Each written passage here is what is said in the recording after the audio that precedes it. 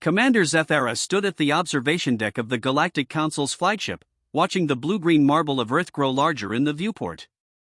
Her silver skin shimmered with anticipation as she adjusted the translation device around her neck. This was supposed to be routine, a simple humanitarian mission to assist a primitive civilization that had recently discovered faster-than-light communication. Commander, her aide, Crix, approached with a data pad clutched in his four-fingered hands. The human representatives are requesting to meet aboard their vessel instead of ours. Zethara's eyebrows, or what passed for eyebrows on her elongated face, rose in surprise. That's unusual. Most species prefer the neutral ground of Council vessels. Indeed, Commander. They've also requested that we bring only a small diplomatic party. They claim their ship can't accommodate large groups. She nodded slowly, her mind already working through the implications. In her 40 years of service to the Galactic Council, she'd overseen first contact with 17 different species. Most were eager to board Council ships, to see the technology that awaited them once they joined the galactic community. The human's request was odd, but not necessarily suspicious. Very well. Prepare a shuttle for myself, you, and 2 guards. Standard diplomatic protocol. What Zethara didn't know was that 3 light-years away, Admiral Sarah Chen of the United Earth Defense Force was having a very different conversation. Ma'am, the alien vessel is still holding position at the edge of our solar system, reported Lieutenant Commander Jackson, his voice tight with barely controlled tension. They're not responding to our requests for a defensive posture assessment. Admiral Chen stood with her hands clasped behind her back, staring at the holographic display showing the massive alien ship. It was beautiful in its way, all flowing curves and crystalline surfaces that seemed to pulse with inner light. But beauty had never stopped a bullet, and Chen had learned long ago that first impressions could be deadly. Any word from the diplomatic team? She asked. Ambassador Torres is still insisting this is a peaceful first contact situation. She wants to proceed with the meeting as planned. Chen's jaw tightened. And our fleet status? Task Force Alpha is holding position behind Luna, as ordered. Task Force Beta is spread across the outer system, running training exercises. Task Force Gamma is powered down in Earth orbit, appearing to be civilian traffic control. Good. Let's hope we don't need them. Chen turned to face her bridge crew. But if these Galactic Council representatives are anything other than what they claim to be, I want every ship we have ready to fight. The shuttle bay of the Earthship diplomacy was smaller than Zethara had expected, barely large enough for their small craft. As she stepped out, she was struck by the harsh, angular lines of human engineering. Everything looked functional but crude, like weapons of war rather than tools of exploration. Commander Zethara? A human woman approached, her dark hair pulled back in a tight bun. I'm Ambassador Maria Torres. Welcome to Earth's diplomatic vessel. Zethara bowed slightly in the traditional council greeting. Ambassador Torres. Thank you for hosting us. I must say, your ship has a very military aesthetic. Torres smiled, but Zethara noticed it didn't reach her eyes. We believe in being prepared for any situation. Please, this way to the conference room. As they walked through the corridors, Zethara couldn't help but notice the armed guards at every junction, the weapon ports built into the walls, and the general air of controlled tension that seemed to permeate the ship. Her own species, the Veltar, had given up warfare 3 centuries ago. The concept of a diplomatic vessel that was essentially a warship was alien to her. Commander, Crix whispered in their native language, the electromagnetic signatures I'm reading from this ship, they're not consistent with a simple diplomatic vessel. I know, she replied quietly.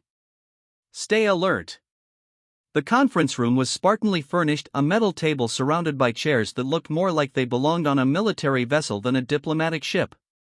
Ambassador Torres gestured for them to sit, and Zethara noticed that her human counterpart positioned herself so that she could see both the door and a panel that was likely a communication system.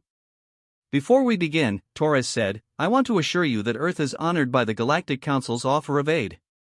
We understand that most civilizations go through a difficult transition period when they first achieve interstellar capability. Zethara smiled, her tension easing slightly. Yes, exactly. The Council has protocols in place to help new species avoid the common pitfalls of rapid technological advancement. We've seen too many civilizations destroy themselves with weapons they weren't ready to handle. Weapons? Torres leaned forward, her expression sharpening. What kind of weapons? Oh, the usual progression. Fusion bombs, antimatter weapons, singularity generators.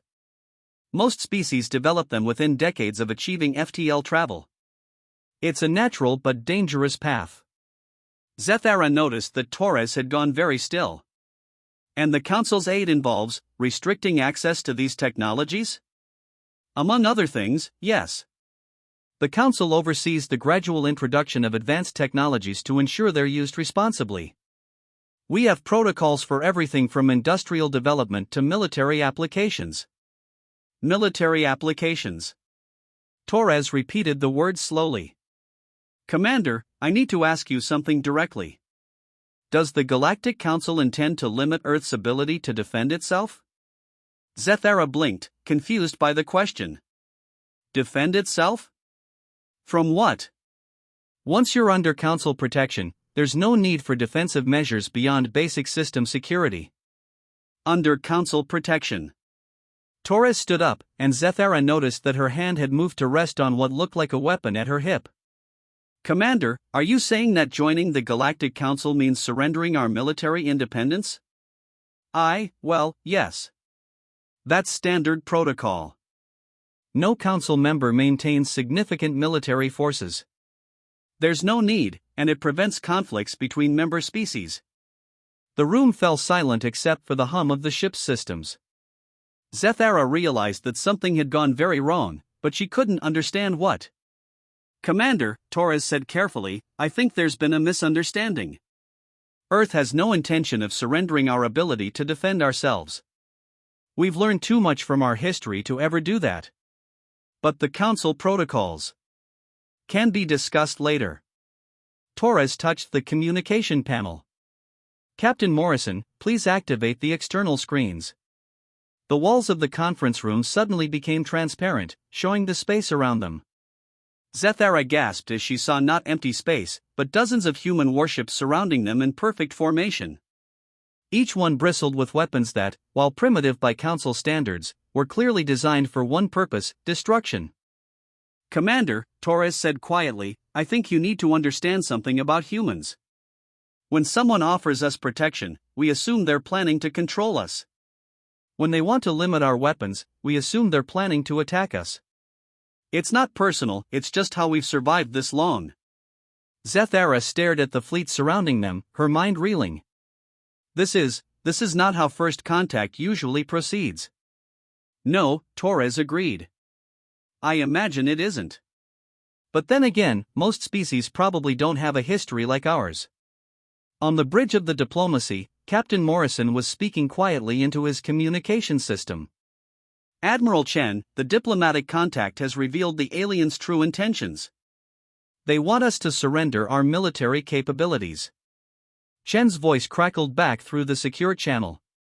Understood, Captain. What's the alien ship's status?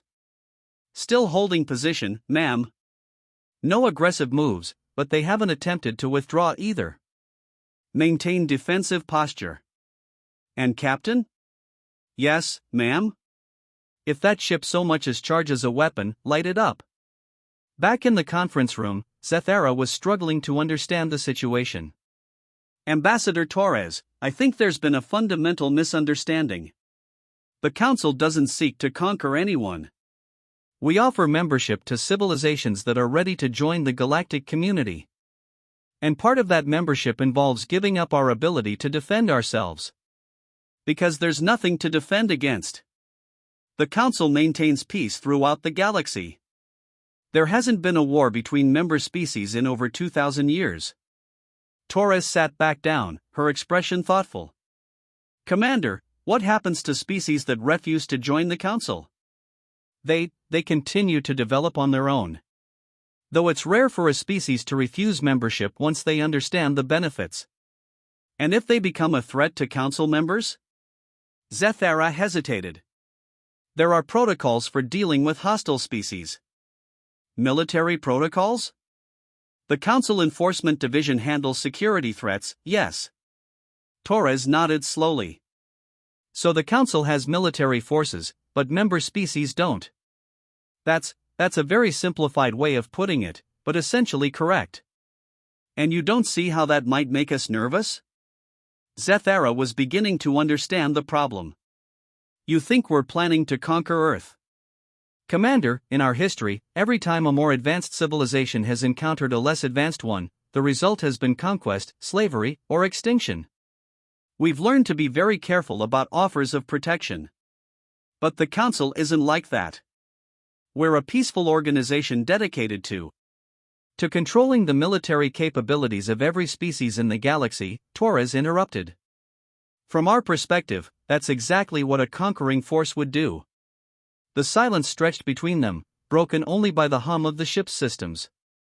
Zethara realized that this first contact was unlike any other she'd experienced. The humans weren't grateful for the Council's offer, they were suspicious of it. Ambassador, she said finally, what would it take for Earth to trust the Council's intentions? Torres considered the question. Honestly? Proof that the Council respects our sovereignty. That membership doesn't mean submission. But the military restrictions are non-negotiable from our perspective. We will never surrender our ability to defend ourselves. Zethara felt a chill run down her spine. In all her years of service, she'd never encountered a species that refused to disarm as part of Council membership. It was one of the fundamental requirements, as essential as accepting Council law and contributing to the common good. I need to consult with my superiors, she said finally. Of course. But Commander, I want you to understand something. The fleet you see around us is just what we wanted you to see. Earth has prepared for this moment for decades. We will not be conquered, not by anyone. As if summoned by her words, Captain Morrison's voice came through the communication system. Ambassador, we're detecting additional alien vessels approaching from the outer system. Torres's expression hardened. How many? 17 ships, ma'am. They're moving into what appears to be a siege formation around Earth. Zethara paled. That's impossible. This is supposed to be a diplomatic mission. Torres stood up, her hand moving to her weapon. Commander, I'm going to ask you once, are those ships here to attack Earth? I don't know. This isn't protocol. A first contact mission should only involve one ship, maybe two. Captain Morrison, what's the status of the approaching vessels? They're powering weapons, ma'am. Definitely not friendly. Torres looked at Zethara with a mixture of disappointment and grim determination. Commander, I'm afraid your council has just made a very serious mistake.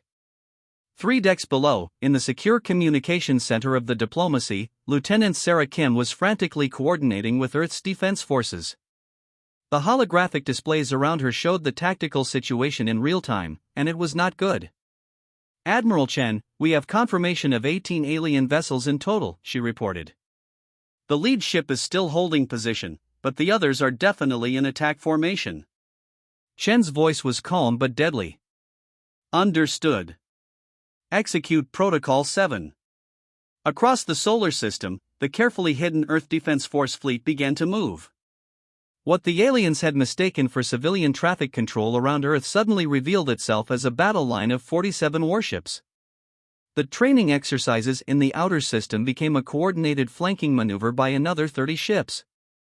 And from behind the moon, the heavy cruisers and battleships of Task Force Alpha began their approach. Admiral Chen stood on the bridge of the EDF flagship Defiant, watching the tactical display with the cold precision of someone who had spent her entire career preparing for this moment.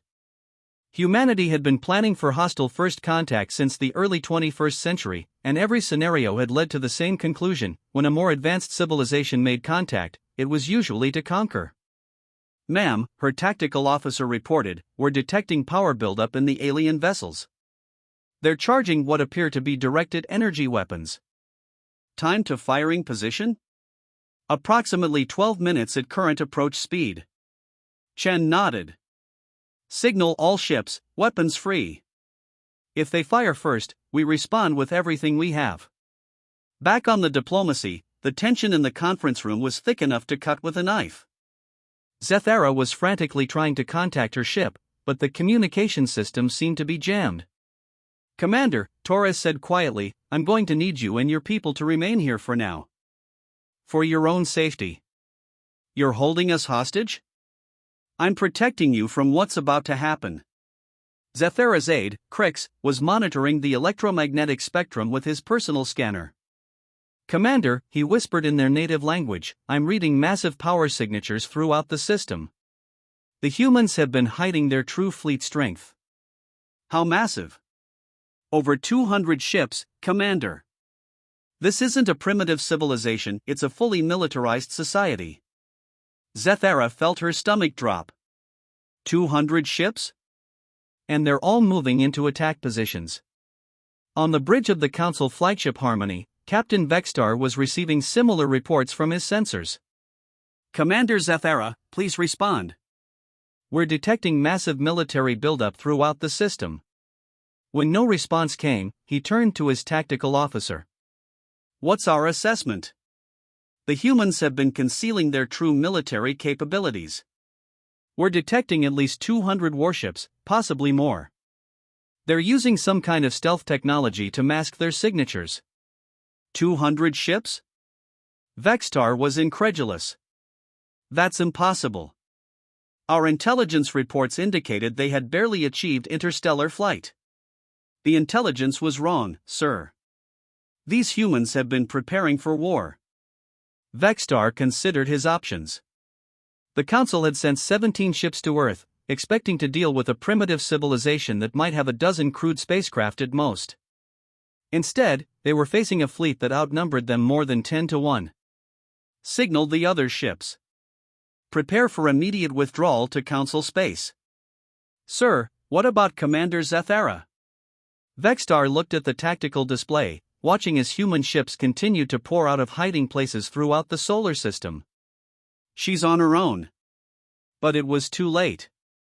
The humans had anticipated exactly that response. Admiral Chen reported the tactical officer aboard the Defiant, "The alien ships are attempting to withdraw. They're charging their FTL drives." "Negative," Chen said coldly. "Signal all ships, no one leaves. We're going to have a conversation about the meaning of peaceful first contact." Throughout the solar system, Earth's hidden defensive satellites came online, creating a network of interdiction fields that would prevent any ship from entering faster than light travel. The aliens were trapped. Captain Vexstar watched in horror as his ship's FTL drive failed to engage. "Report. We're caught in some kind of interdiction field, sir.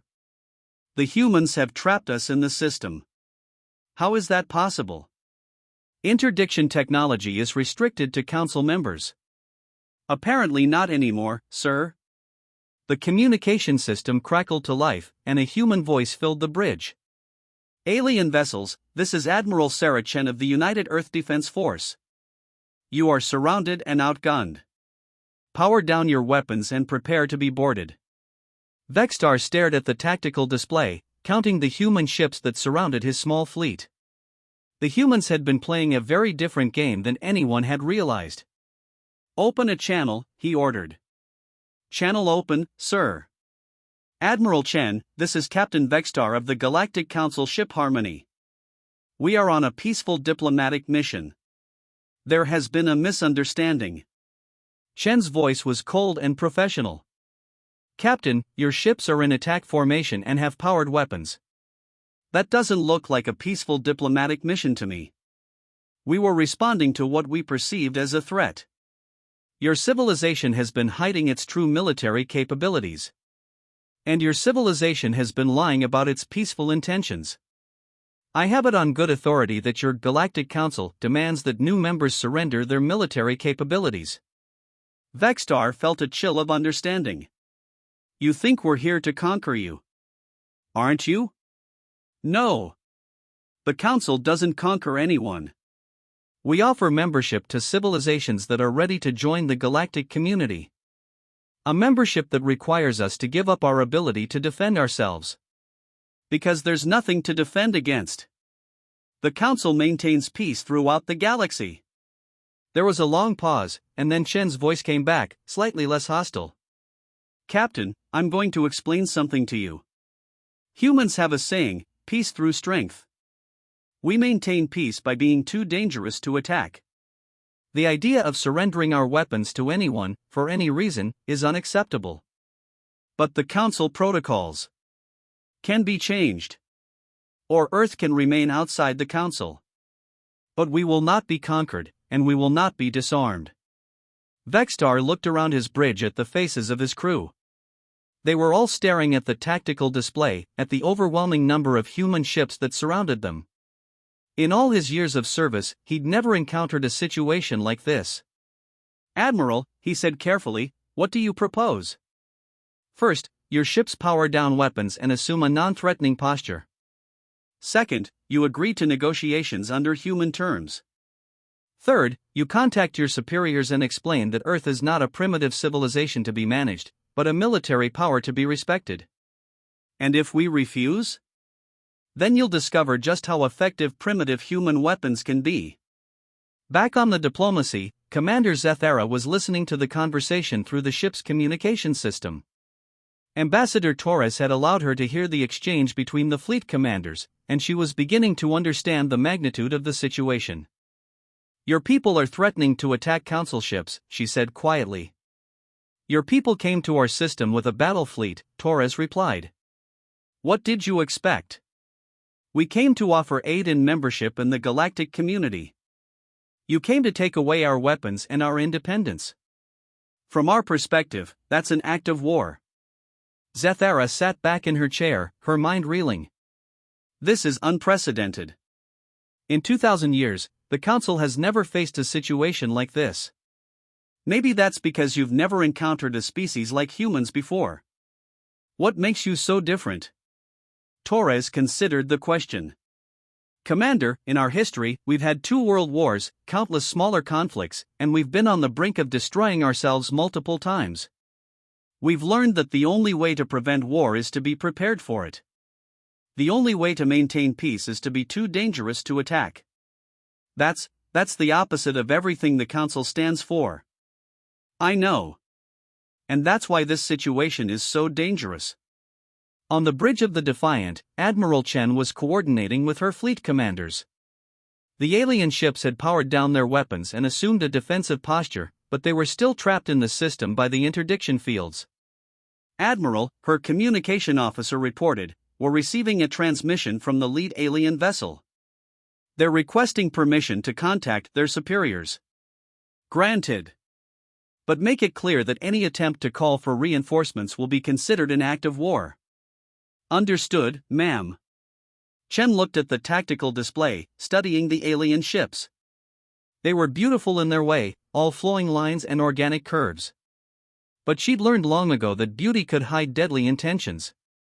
Ma'am, her tactical officer said, we're detecting additional alien vessels approaching from outside the system. Long-range sensors show at least 30 ships. Chen's expression hardened. So much for peaceful intentions. Signal all ships, prepare for battle. But the approaching alien fleet wasn't what anyone expected. High Admiral Kethnara of the Galactic Council stood on the bridge of her flagship, studying the tactical reports from the Sol system. What she was seeing defied all understanding of how first contact was supposed to proceed. Admiral, her intelligence officer reported, the humans have successfully trapped Captain Vextar's fleet in their system. They're using some kind of advanced interdiction technology. Interdiction technology? That's impossible. No species develops that capability without Council guidance. The evidence suggests otherwise, Admiral. The humans have been hiding their true technological capabilities. Kethnara studied the holographic display showing the Sol system. The human fleet was massive, easily outnumbering the Council ships by 10 to 1. But more concerning was the level of coordination and tactical sophistication they were displaying. What's the status of our diplomatic team? Commander Zethara is still aboard the human vessel. We've lost contact with her. And Captain Vextar? He's attempting to negotiate, but the humans are demanding that we acknowledge their sovereignty and military independence. Kethnara felt a chill of recognition. In all her years of service, she'd heard stories of species that refused to join the council, but they'd been primitive civilizations that were easily contained. This was different. The humans were technologically advanced, militarily powerful, and utterly unwilling to compromise. "Admiral," her tactical officer said, "we're approaching the outer edge of the human system. Our sensors are detecting massive defensive installations throughout the region." "Show me." The holographic display changed, revealing a network of weapon platforms, sensor arrays, and defensive stations that stretched across the entire solar system. It was a fortress, designed to repel any invasion. "How long would it take to neutralize these defenses?" Kethnara asked. "With our current fleet?" "Months, Admiral. And the casualties would be enormous." "And if we brought the full council fleet?" "Years, Admiral. The humans have built their system to be impregnable." Kethnara stared at the display, her mind racing. The council had never faced a situation like this. Every other species had been grateful for council membership, eager to trade their primitive weapons for advanced technology and guaranteed peace. The humans were different, they saw the council's offer as a threat to their survival. "Admiral," her communication officer said, "we're receiving a transmission from the human fleet. They're asking us to state our intentions." "Open a channel." "Channel open, Admiral." "Human vessels, this is High Admiral Kethnara of the Galactic Council. We are here to resolve the current situation peacefully." A human voice responded, cold and professional. "Admiral, this is Admiral Sarachan of the United Earth Defense Force. Your ships are approaching our system in battle formation. State your intentions." "We're here to retrieve our diplomatic team and our trapped fleet." "And after that?" Kethnara hesitated. The honest answer was that she didn't know. The council had never faced a situation where a species refused membership and had the military power to enforce that refusal. "We want to open negotiations," she said finally. "What kind of negotiations?" "Regarding Earth's relationship with the Galactic Council." There was a long pause, and then Chen's voice came back.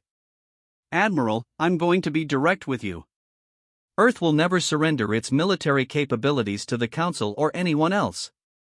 If that's a requirement for membership, then Earth will remain outside the Council. If the Council tries to force the issue, we'll fight." "You're threatening war with the entire Galactic Council?" "I'm stating Earth's position. We will not be conquered, and we will not be disarmed." Kethnara looked around her bridge at the faces of her crew. They were all staring at her, waiting for orders. But what orders could she give? The Council had never faced a military threat from a potential member species. Chen felt a moment of triumph, but kept her expression neutral. "And our trapped fleet?" "Will be released immediately, with our apologies for the misunderstanding." "And future relations between Earth and the Council?" "Will be based on mutual respect and cooperation, not subordination." The signing ceremony took place on the neutral station, with representatives from both sides witnessing the historic agreement. As Admiral Chen signed the document that would make Earth the first associate member of the Galactic Council, she reflected on the journey that had brought them to this point. Humanity had prepared for hostile first contact for decades, building fleets and defensive systems to protect against the possibility of alien invasion. They'd never expected the threat to come in the form of an offer to join a galactic community, but they'd been ready nonetheless. "Admiral," High Admiral Kethnara said as they finished the ceremony, "I have to ask. How long have you been preparing for this moment?" "For first contact?" "About a century." "For the possibility that first contact might be hostile?" "Since we first looked at the stars and wondered if anyone was looking back." "And if we had come with a larger fleet? If we had tried to force your compliance?" Chen smiled grimly. "Then you would have learned why humans are so reluctant to give up their weapons." "We saw your fleet, Admiral. But surely you don't have the resources to fight the entire Council?" "Admiral, what you saw was our rapid response force. It represents about 10% of Earth's total military capability." Kethnara stared at her. 10%? Humans have a saying, speak softly and carry a big stick. We prefer to resolve conflicts through negotiation, but we're always prepared for the alternative. How big a stick are we talking about? Chen's smile was enigmatic. Big enough, Admiral. Big enough. 6 months later, Commander Zethara stood once again at the observation deck of a council ship, but this time she was watching Earth from a very different perspective. The planet below was bustling with activity, human ships coming and going, carrying trade goods and diplomatic personnel throughout the galaxy. It's remarkable, she said to her aide, Crix. In just 6 months, they've established trade relationships with 17 different species.